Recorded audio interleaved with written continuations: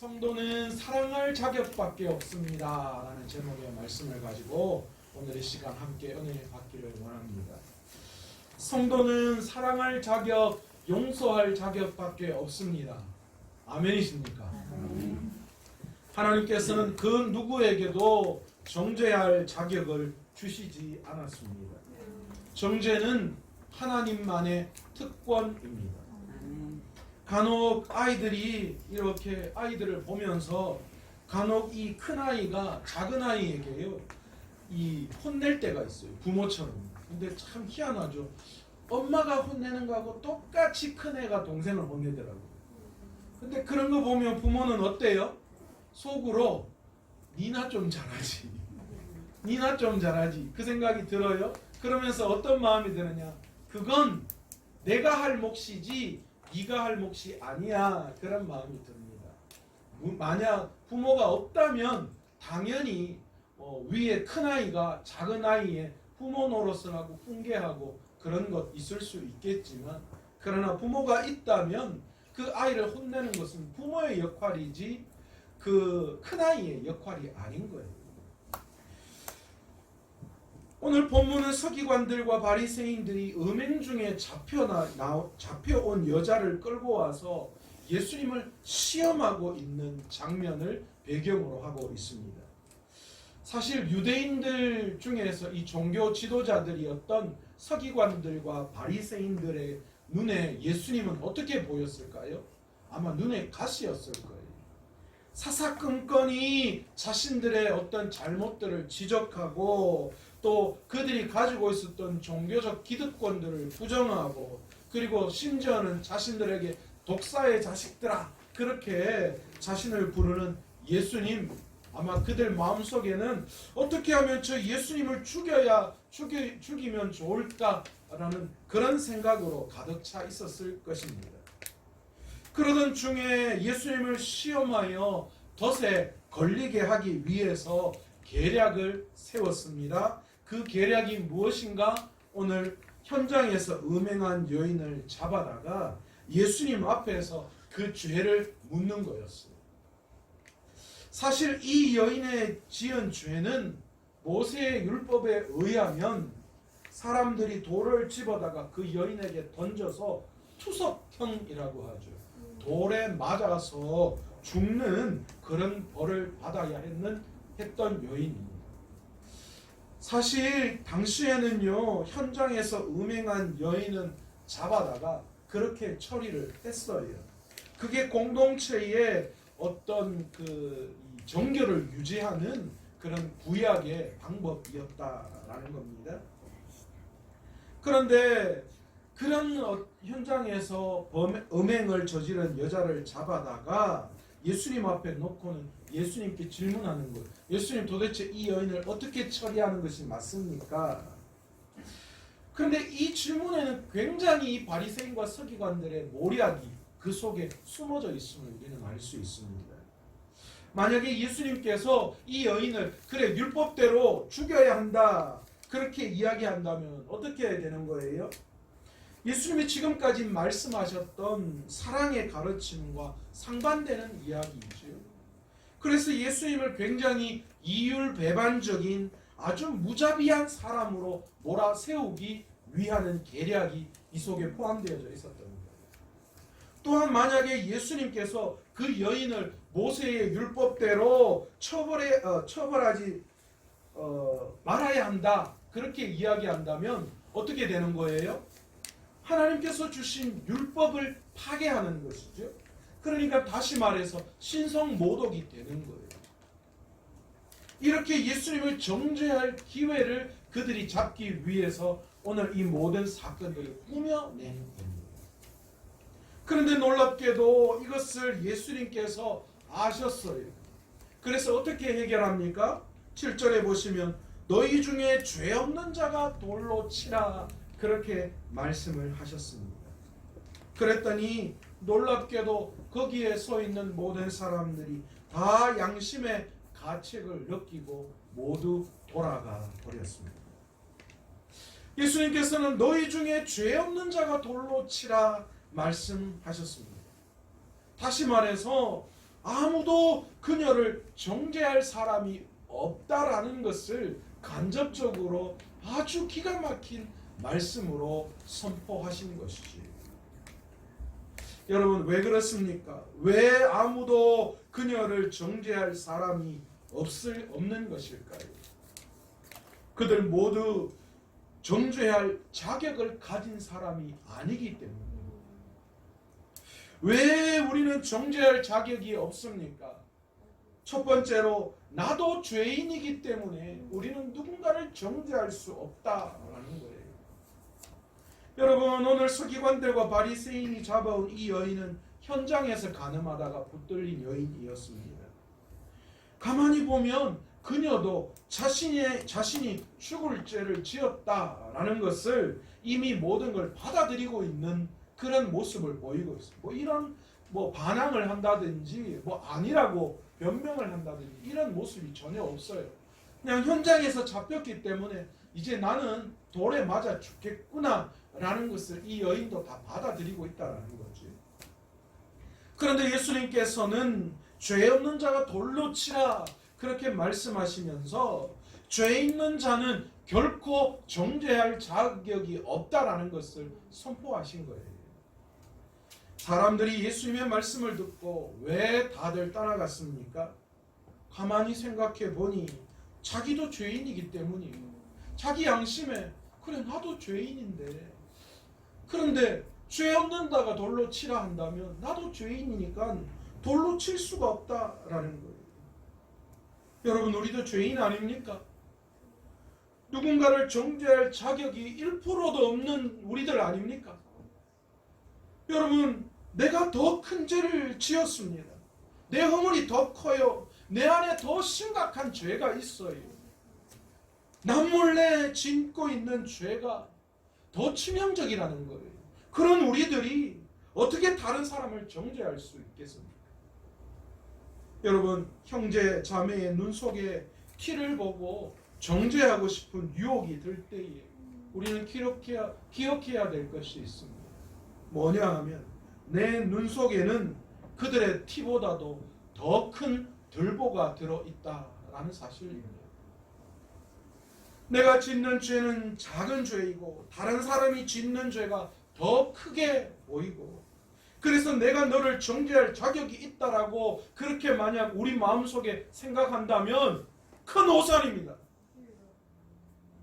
여러분, 우리는 죄 앞에서 내로남불의 생각을 버려야 해요. 내가 짓는 죄는 보잘것없고 내가 짓는 죄는 그럴 수도 있고, 그러나 다른 사람이 짓는 죄는 어떻게 그럴 수 있느냐는 정죄의 소리를 낸다면 여러분, 그거는 우리가 정말 잘못하고 있는 거예요. 내가 하나님의 자리에 서 있는 거예요. 그런 마음으로는 결코 우리가 옳은 신앙을 하고 있다라고 말할 수 없습니다. 오늘 본문에 단 한 사람도 그 자리에 남아있는 사람이 없었다 그렇게 말씀하고 있습니다. 여러분, 우리가 누군가에 대한 이야기를 할 때에 내 스스로를 한번 돌아보세요. 내 스스로를 한번 생각해 봐요. 나는 과연 그 말할 자격이 있는 사람인가? 나는 하나님 앞에서 정말 떳떳한 모습이 있는가? 나는 정말 정죄할 자격을 가진 자인가? 생각해 볼 필요가 있다라는 거예요. 그런데 이렇게 제가 말씀드리면 여기 앉아 계신 분 중에 목사님, 그럼 죄 짓는 사람 그냥 다 보고 있으면 되는 건가요? 아닙니다. 그런 게 아닙니다. 다른 사람을 죄를 바라봤을 때에 먼저 내 눈 속에 있는 들보를 빼내고서 다른 사람의 죄를 가지고 이야기할 수 있어야 한다라는 겁니다. 성경 마태복음 18장 15절에는 내 형제가 죄를 범하거든 가서 너와 그 사람만 상대하라 그렇게 이야기해요.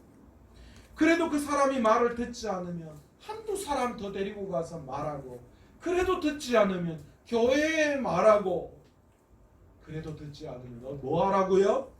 이방인과 세리같이 여겨라 그렇게 말씀하고 있습니다.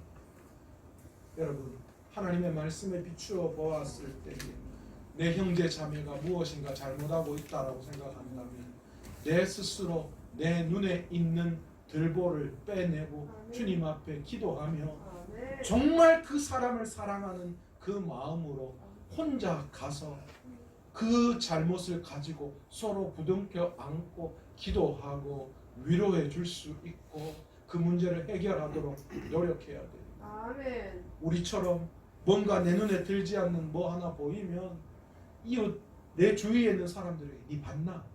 니 목사님 이번에 봤나? 목사님 왜 그러는데? 왜 설교 때만 과음도 치고 우리 목사님 너무 화려한 거 안 갔나? 옷 입고 넥타이 하는 거 봤나? 막 온갖 이야기들을 다 여기저기 다 퍼뜨려 나가요. 니 그 김집사 봤나? 와 그런다는데. 여러분 이건 사랑이 아니에요. 이건 내가 할 수 있는 게 아니에요. 혹시 내가 성경에 무언가 잘못하는 것들, 그 집사님이 무언가 잘못하는 것이 있다면 함께 기도하고 아멘. 내 스스로는 과연 그렇게 말할 수 있는 자격이 있는지 돌아보고 그 사람을 진짜 사랑하는 마음으로 가서 위로하고 고치기를 노력하고 애쓰고 그렇게 노력해야 하는 거죠. 아멘. 주위에 많은 사람들에게 소문내고 또 그 문제를 일파만파 만들어내는 그런 게 아니에요. 여러분 1대1로 찾아가야 돼요. 그리고 권면하고 회개해야 돼요. 여러분 정죄하고 하는 것이 아니라 사랑으로 권면하고 덮어줄 수 있어요. 아멘. 그것이 주님이 말씀하시는 사랑이고요. 아멘. 오늘 이 시간 깨달을 수 있는 저와 여러분 되시기를 원합니다. 아멘. 두 번째로 왜 우리는 정죄할 자격이 없습니까? 예수님도 정죄하지 않으셨기 때문에. 예수님께서 이 여인에게 뭐라고 이야기합니까? 나도 너를 정죄하지 아니하노니 다시는 죄를 범하지 말라. 그렇게 말씀하고 있으십니다. 우리 주님 너무 좋으신 거 아니셔요? 저는 그래서 살만한 것 같아요. 만약에 내가 지은 죄를 주님이 다 기억하시고 갚으시는 분이시라면 우리는 하나님 앞에 설 수 없어요. 그렇지 않습니까? 그러나 우리 하나님은 내 죄에 대해서 정죄하지 않으시겠다고 말씀하십니다. 기억하지도 않으시겠다고 말씀하십니다. 여러분 주님은 우리를 심판하실 능력과 모든 걸 갖추신 분이에요. 그렇지 않습니까? 그럼에도 불구하고 주님은 현장에서 범죄한 여인에게 나도 너를 정죄하지 않겠다 말씀하시는 거예요. 그런데 하물며 우리가 어떻게 함부로 누군가를 정죄할 수 있습니까? 정죄할 자격이 있으신 분도 정죄하지 않는데 우리가 어떻게 함부로 누군가를 고발하고 판단하고 하는 그런 일을 범할 수 있는 것입니다. 세 번째로 왜 우리가 정죄할 자격이 없습니까? 나도 그 죄를 지을 수 있다라는 사실 때문입니다. 여러분 오늘 내가 정죄하는 그 죄를 내가 내일 지을 수 있습니다. 여러분 우리도 자유할 수 없어요. 그만큼 우리는 연약합니다. 우리의 인생도 그 누구도 하나님 앞에서 큰 소리 칠 수 없어요. 예전에 제가 전도사 때 또 강도사 때 목회 초년병일 때는요, 선배 목사님들 뭔가 부정적인 어떤 그런 사건들이 일어나면 목사가 돼가지고 어떻게 저럴 수 있냐고 제가 막 그렇게 막 열을 올렸어요. 인간이 안 됐다. 저거는 목사 되면 안 됐다. 막 이렇게 막 진짜 그랬거든요. 그런데 제가 목사가 되고 하나님 앞에 기도하며 나아가면서 제 스스로 생각된 게 있어요. 나도 거기에서 자유할 수 없는 사람이다. 나도 여러 가지 유혹과 여러 가지 문제 앞에 나도 자유로울 수 없는 사람이라는 것을 깨달았어요. 그렇기 때문에 더 노력하고 더 애쓰고 더 깨어 있으려고 노력하는 거죠. 그런 것들 만들지 않으려고 애쓰는 거예요. 나는 자신 있어. 그때부터 넘어집니다. 여러분 우리 모두 마찬가지예요. 우리 모두는 결코 하나님 앞에서 자유할 수 없어요. 여러분 다윗을 한번 보세요. 다윗이 하나님 앞에 어떤 사람이었습니까? 하나님 마음에 쏙 드는 사람이었다. 그렇게 성경은 말씀하고 있어요. 그런데 이런 다윗이 어떻게 되었습니까? 한순간에 완전히 무너져 버렸어요. 그것도 간음죄와 살인죄를 동시에 저지르는 그런 일을 범하고 말았습니다. 인간은 누구도 신뢰할 대상, 믿을 대상이 못 돼요. 믿을 대상은 오직 예수 그리스도밖에 없는 줄로 믿습니다. 우리는 다 사랑할 대상이에요. 사람 믿지 마십시오. 사람 믿으면 다쳐요. 왠 줄 아세요? 사람은 믿을 대상이 아니기 때문에. 나 자신 또한 믿을 대상이 되지 못합니다. 동일하게 연약하고 부족한 실수를 할 수 있는 사람이에요. 그러기에 우리가 어떻게 정죄할 수 있는 거예요? 나도 그 죄를 지을 수 있는데. 그러니 오늘 이 시간 우리가 깨어서 우리 자신을 살펴보며 한 걸음 한 걸음 믿음의 길을 걸어갈 수 있는 노력이 우리에게 반드시 필요한 거예요. 네 번째로 우리가 왜 정죄할 자격이 없습니까? 내가 먼저 용서받았기 때문입니다.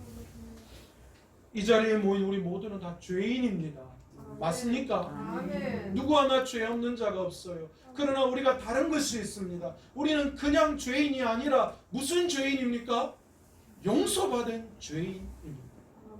더 이상 죄값을 치르지 않아도 되는 죄인이요. 누가 그 죄값을 짊어지셨습니까? 예수 그리스도께서 이미 우리를 위해서 우리의 죄값을 치르시고 십자가에 죽으셨어요. 우리는 죄인이지만 용서받은 죄인들입니다. 사랑할 자격, 그래서 용서할 자격밖에 없는 자들이에요. 마태복음 18장에 보시면 우리가 너무나도 잘 알고 있는 1만 달란트 빚진 자의 비유가 나옵니다. 여러분 1만 달란트가 가치가 어떤 가치인 줄 아세요? 이 1달란트가 6천 데나리온이에요. 한 데나리온은 당시 이 군인 한 명이 하루 받는 일당에 속한 거거든요. 그러면 이 1만 달란트라고 한다면 몇 데나리온이에요? 계산하기 힘들죠, 그죠? 6천만 데나리온. 하루 일당을 10만 원씩만 잡아도 우리나라 돈으로 계산하면 얼마인 줄 아세요? 6조 원이에요. 6조 원. 당시 헤롯 왕이 1년 전체 소득이 이 900달란트예요. 갈릴리아 베레아 일대에 걷어지는 세금이 200달란트라고 합니다. 그러니까 1만 달란트는 어마어마한 돈이에요. 그 당시에도 상상할 수 없을 돈이에요. 그러니까 이 1만 달란트 빚진 자가 자기 몸을 팔고 자기 소유를 팔고 자기 처자식을 다 팔아도 일평생 그 어떤 노력을 해도 갚을 수 없는 돈이었다라는 거예요. 그런데 그 종이 엎드려 절하면서 제발 좀 용서해달라고, 참아달라고, 갚아보겠다고 그렇게 이야기합니다. 그러나 갚을 수 없는 돈이에요. 그래서 임금이 어떻게 합니까? 그런 종을 불쌍히 여겨서 다 탕감해 주었습니다. 1만 달란트 탕감받은 종을 한번 생각해 보세요. 얼마나 기쁠까요? 여러분 한번 생각해 보세요. 빚에서 해방됐다. 저도 신학교 다닐 때요, 집안이 굉장히 어려울 때 저도 카드 돌려막기 한번 해봤거든요. 그리고 대출 때문에 힘들어 봤거든요. 진짜 죽을 맛이더라고요. 와, 이거 어떻게 사나 그 생각 들더라고요. 그런데 그걸 어느 정도 정리한 그때에 그 마음이요, 얼마나 기뻤는지요. 이게 빚이 없다라는 이 마음, 여기에서 해방되었다는 이 마음이 얼마나 기뻤는지 몰라요. 그런데 1만 달란트 받은 이 종이요, 그 기쁨도 잠시죠. 그 기쁨으로 나가다가 자기에게 100데나리온 빚진 자를 만나게 됩니다. 여러분, 100데나리온은 1만 달란트에 비하면 60만 분의 1이에요. 우리나라 돈, 지금으로 돈으로 계산하면 1000만 원 정도 되는 거예요. 그런데 이 1만 달란트 탕감받은 종이 자기에게 100데나리온 빚진 자에게 뭐라고 합니까? 멱살 잡고 내 돈 내놔라, 그렇게 외치는 거예요. 어디 내 돈 떼먹고 지금 두 팔 버거니 잠이 오나, 그렇게 이야기합니다. 그런데 이 100데나리온 빚진 자 친구가 엎드려서 내가 갚아줄게. 제발 한 번만 좀 참아달라고 그렇게 빌고 사정을 합니다. 그런데 이 1만 달란트 탕감받은 종이요, 자기에게 빚진 그 친구를 어떻게 합니까? 용서해주고 탕감해주지 않고 감옥에 가두어 버립니다. 이런 나쁜 놈이 어디 있습니까? 자기는 6조 원 빚을 탕감받아놓고 60만 분의 1 되는 1000만 원 빚진 자기 친구를 용서해주지 않는 거예요. 여러분, 우리가 그런 자가 되었으면 안 되잖아요. 우리는 1만 달란트 그런 만큼의 죄를 용서받은 그런 용서받은 죄인 아닙니까? 그렇다면 우리가 우리 주위에 있는 사람들에게 사랑할 수 없을 이유가 어디 있습니까?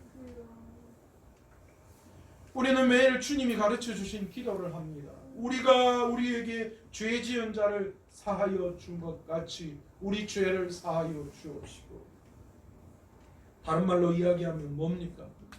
우리가 100데나리온을 용서해 준 것 같이 나의 1만 달란트를 용서해 달라, 그렇게 하나님 앞에 구하는 거 아닙니까?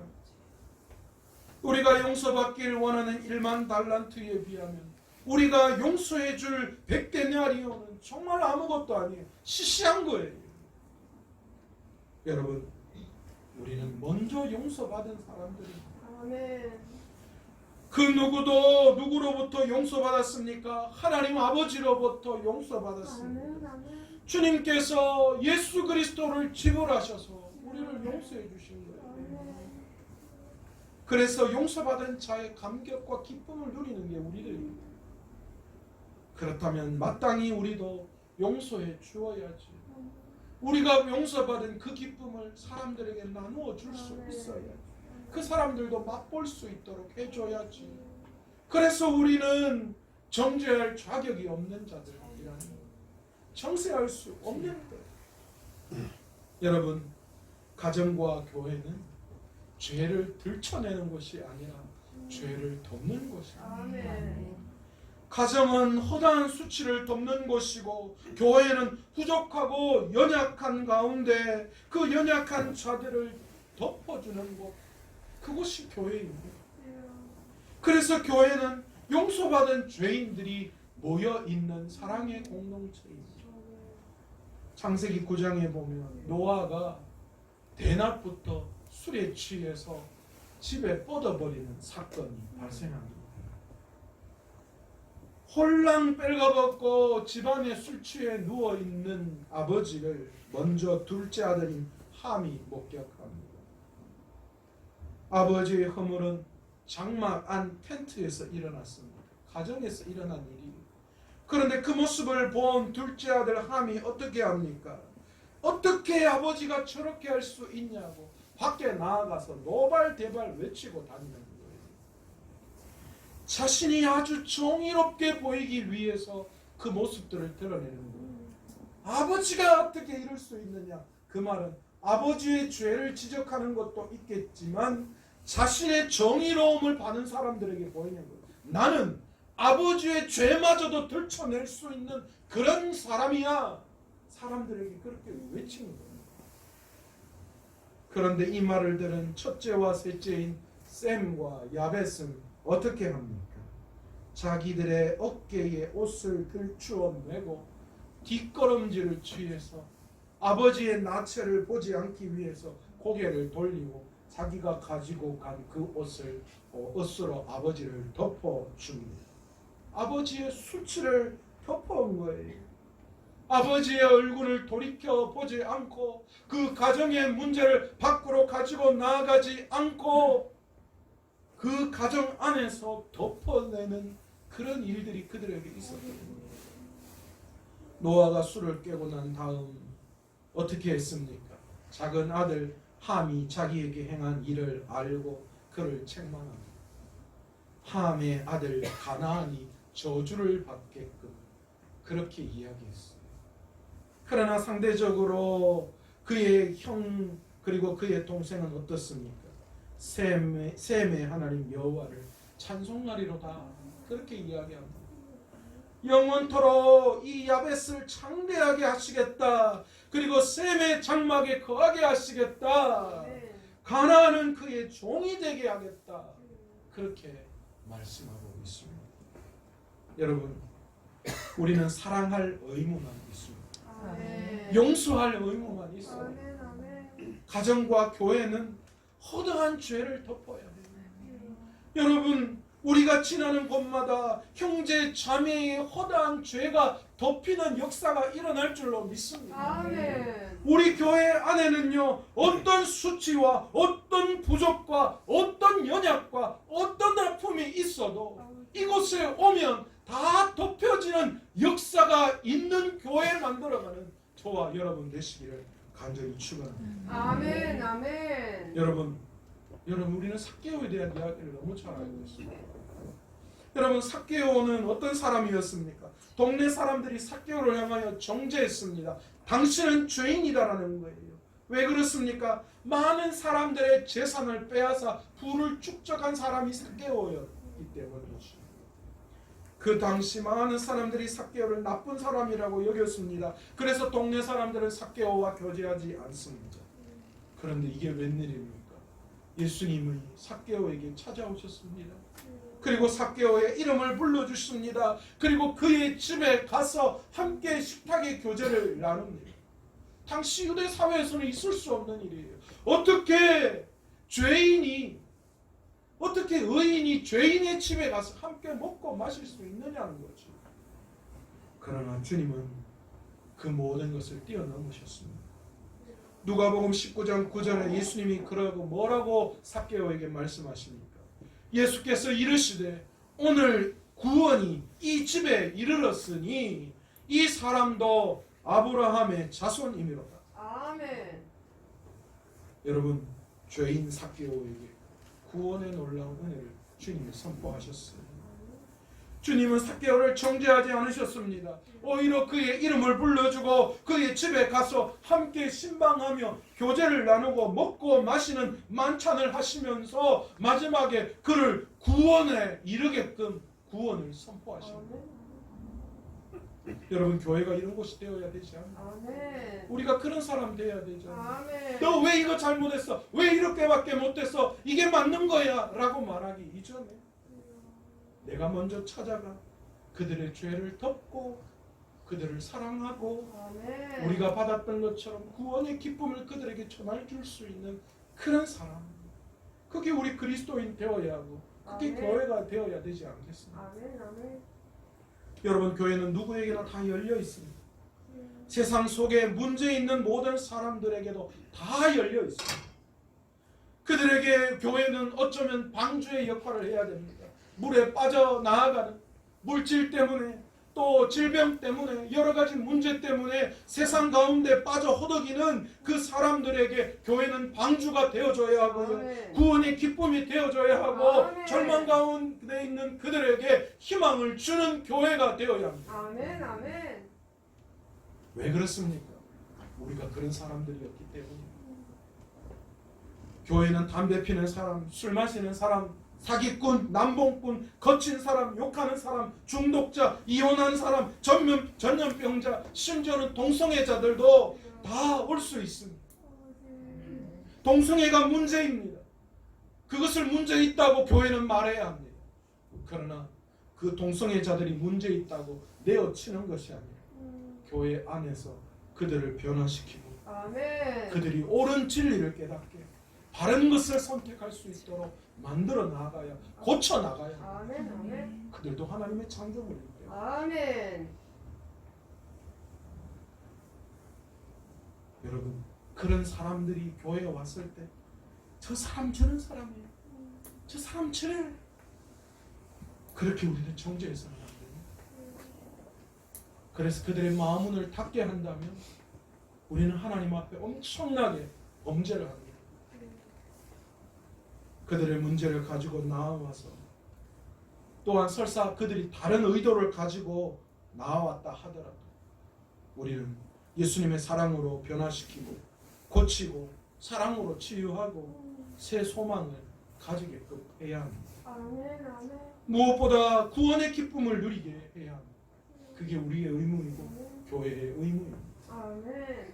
서울의 남포교회라는 교회가 있습니다. 방영선 목사님이 사역하셨던 교회인데 이 교회는 예수 믿지 않는 남편들을 위해 주차장에 흡연실을 만든 교회입니다.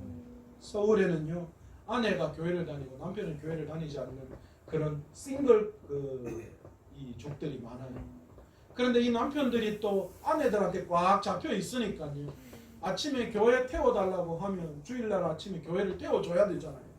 박 집사님 그쵸? 정 집사님 어디 해달라고 하면 해줘야지 우야겠어요. 그죠? 내가 교회를 가지 않다 하더라도 태워는 줘야지. 그래서 아침에 교회를 태워주면 교회 내리면 다시 집에 왔다가 끝나고 다시 데리러 가는 게 힘들잖아요. 그러니까 남편들이 대부분 그 교회 주변에 머물러 있거나 뭐 그렇게 한다고 합니다. 그래서 그 교회가 그런 분들을 위해서 주차장에 흡연실을 멋지게 만들어놨어요. 마음껏 오셔서 흡연하시고 거기에 또 맛있는 티, 다가와 티, 이 차와 커피 이런 것들을 아주 다양하게 준비해 놓고 그리고 아주 멋진 모니터를 설치해 놓고 거기에서 예배 실황을 틀어준다고 합니다. 남편들 한 사람 두 사람 거기에 모여서 처음에는 어색했지만 한두 사람들 모여서 거기서 담배를 피고 그러면서 과자를 먹고 하면서 서로 눈이 맞는 거예요. 그러면서 니도 그래 왔나? 니도 마누라 태워주려 왔나? 나도 마누라 태워주려 왔다. 너 마누라 누군데? 누구더라? 나는 누구다? 그러면서 친해지기 시작하는 거예요. 그런데 귀와 눈으로는 계속해서 예배의 실황이 보여지고 들려지는 거예요. 익숙해지기 시작하는. 그러다가 1년에 한 번 믿지 않는 남편을 초대하는 예배가 있다고 합니다. 그때 그 남편들을 초대합니다. 여러분 저는 이런 꿈이 있어요. 우리 교회도 그랬으면 좋겠어요. 아멘. 담배 냄새 나든 술 냄새가 나든 그 어떤 모습 그 어떤 상황에 있을지라도 우리 교회에 오면 우리가 사랑으로 그들을 덮고 아멘. 그래서 그들이 그 사랑 때문에 주님을 만나고 구원의 기쁨을 회복하는 것. 여러분 그게 우리 교회가 해야 할 역할이고 우리 성도들이 해야 할 역할 아니겠습니까? 아멘. 한미순 씨의 사랑할 시간도 없는데 왜 미움을? 이라는 책이 있습니다. 이 한미순 씨가 30살 때 교통사고가 나서 전신 마비가 되어서 장애인으로 살아야만 했다고 합니다. 이분이 이렇게 글을 쓰셨어요. 처음 죽음의 병상에서 눈을 떴을 때 제가 무엇을 느꼈고 또 무엇을 생각했는지 당신은 잘 알고 계십니다. 그때의 허무와 분노도 알고 계시지요. 겨냥할 대상이 없이 자신에게 향하는 자조적인 원망, 왜 내가 선택되었는지 그때는 몰랐습니다. 저는 서서히 깨달아가야 했습니다. 내게 죄가 없다고 생각했던 그 오만의 껍질을 들춰내야 했습니다. 차라리 죽음을 원했으나 차마 죽을 수 없었음은 움직일 수 없는 손이라서 그랬을까요? 아닙니다. 생명의 권한은 당신 창조주의 것이라는 생각 때문입니다. 아멘. 건강과 젊음을 소유하고도 가난 때문에 마음 찢어지는 속상한 세월을 보냈던 시절이 못내 부끄럽습니다. 그때의 내게는 왜 우중충한 가난만 보이고 그보다 더 귀한 진짜가 보이지 않았을까요? 진짜 깊은 하늘의 뜻을 헤아리지 못했을까요? 이제야 산다는 것이 무엇인지 살아있다는 것이 무엇인지 조금은 보이는 듯합니다. 이처럼 뒤늦게나마 볼 수 있음은 빛이 있기 때문이라는 걸 알았습니다. 나를 창조하시고 여기까지 인도하신 생명의 빛, 사랑의 빛 말입니다. 이제는 말할 수 있을 것 같습니다. 살아가면서 접하는 죽음일 것만 같은 그 어떤 환난이라도 지나간다는 것이죠. 반대로 인생 경로가 바뀐 것 같은 아무리 황홀한 기쁨이라도 역시 지나가는 것이라는 사실을 말입니다. 이 한미순 씨가 입에 막대기를 물고 컴퓨터 자판 하나를 두드려서 책을 쓴 책이 바로 사랑할 시간도 없는데 왜 미움을? 이라는 책입니다. 여러분 이 자매의 글처럼 우리에게 사랑할 시간도 모자랍니다. 우리에게 주어진 이 시간에 그럼에도 미움과 다툼과 시기와 질투로 호송세월한다면 그것보다도 더 어리석은 것이 없어요. 우리에게 주어진 이 짧은 시간, 우리는 사랑하기도 부족한 시간이에요. 사랑하기.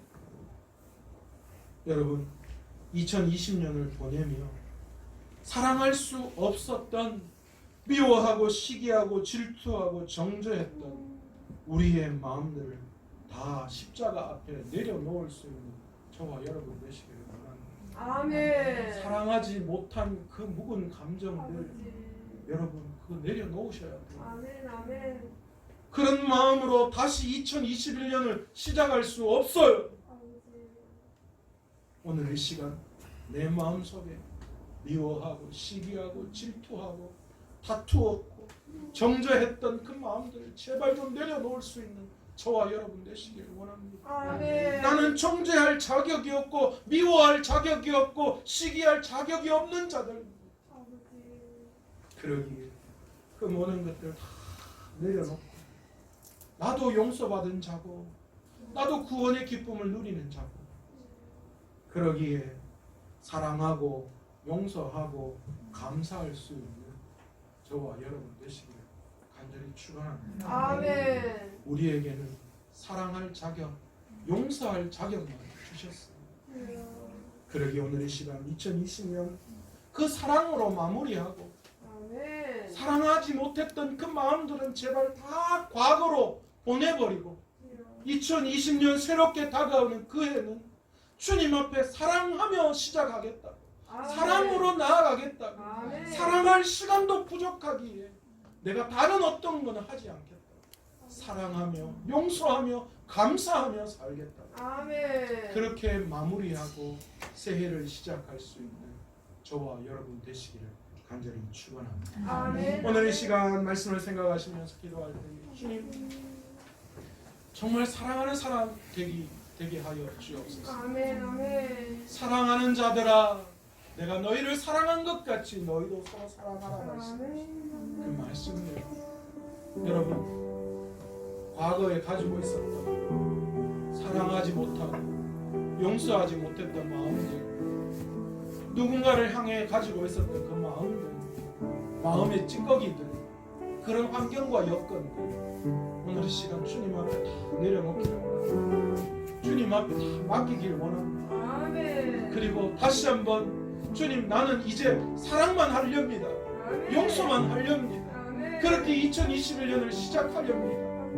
주님 저를 도와달라고 저를 불쌍히 여겨달라고 주님 내 힘으로는 안 됩니다. 아무리 생각해도 내 마음 안에 사랑할 수 없는 마음들 시기와 미움과 다툼이 내 마음 안에 굴뚝굴뚝 일어납니다. 사랑하겠다 각오하고 다짐했는데 상황과 여건이 되면 그 마음이 속히 무너져 버리고만 내 스스로를 바라보고 좌절하고 낙심할 수밖에 없지. 그러나 오늘 이 시간 주님의 성령을 구하고 주님 내 마음 아시지. 그렇게 안 되는 사람임을 아시지. 그래서 주님의 성령이 필요하지 않습니까? 오늘 이 시간 성령님께서 내 마음을 붙들어 주셨습니다. 용서하게 하시고 사랑하게 하시고 과거에 가졌던 모든 미움과 다툼과 시기와 질투와 정죄는 다 이제 과거로 묻어버리고 주님만을 바라보고 나아가는 저희들 되게 해달라고 주여 한번 간절히 부르짖으며 기도합니다. 주여 아버지